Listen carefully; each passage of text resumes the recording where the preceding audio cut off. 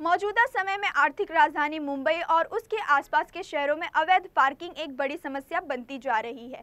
लोग मनमानी तरीके से गाड़ियों को सड़क पर पार्क कर देते हैं, जिसके चलते वाहन चालकों के साथ साथ पैदल चलने वालों को समस्या का सामना करना पड़ता है। अवैध पार्किंग के चलते न सिर्फ ट्रैफिक की समस्या होती है, बल्कि हादसों का भी खतरा बना रहता है। लेकिन अब पुलिस और प्रशासन की तरफ से अवैध पार्किंग और लावारिस वाहनों के खिलाफ कार्रवाई की जा रही है। खबर है मुंबई से सटे ठाणे जिले के अंतर्गत आने वाले उल्लासनगर इलाके की, जहां मनपा आयुक्त विकास ढकाने के आदेश पर प्रभाग के 3 अधिकारियों ने सड़क पर पार्क वाहनों पर कार्रवाई की। इस दौरान मनपा अधिकारियों ने न सिर्फ रोड बाधित करने वाले लावारिस वाहनों को सड़कों से हटाया, बल्कि अवैध पार्किंग को लेकर उनके मालिकों से जुर्माना भी वसूला। महानगर पालिका के अधिकारियों ने कहा कि इस तरह की कार्रवाई आगे भी जारी रहेगी। मी सलोनी निवकर, प्रभाग अधिकारी उल्हासनगर 3 चे आहे। उल्हासनगर जे आपलं प्रभाग समिती 3 जी आहे त्यामध्ये मी काम करते।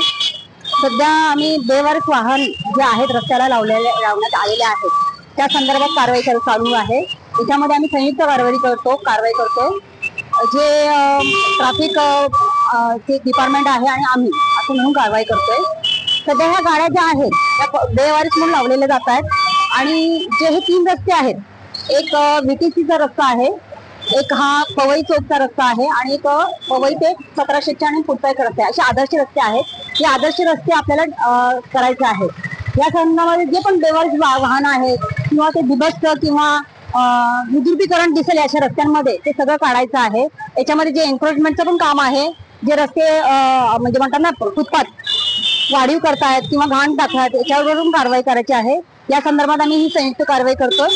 हे माननीय आमचे जे कमिशनर साहेब आहेत यांनी त्याचे आम्हाला आदेशित केलेला आहे। त्या बाबतीत जनतेला काय संदेश द्यायला लागते? जनतेला मी एकच संदेश देऊ शकते की त्यांनी जे आपले जे प्रोटोकॉल आहेत किंवा आपले जे रूल आणि रेग्युलेशन जर पाळले, ओला कचरा, सुका कचरा किंवा जे फुटपाथचं एन्क्रोचमेंट करतायत किंवा ही बेवारस गाडी लावतायत तर त्यांनी लावू नये, जेणेकरून त्यांनाही खर्च होणार नाही आणि आपलं शहर पण सुंदर आणि छान राहिलं पाहिजे। या उद्देशाने मी त्यांना एक रिक्वेस्ट करते की त्यांनी तसं वागावं म्हणून आणि शासनाचे आपण नियम पाळावे।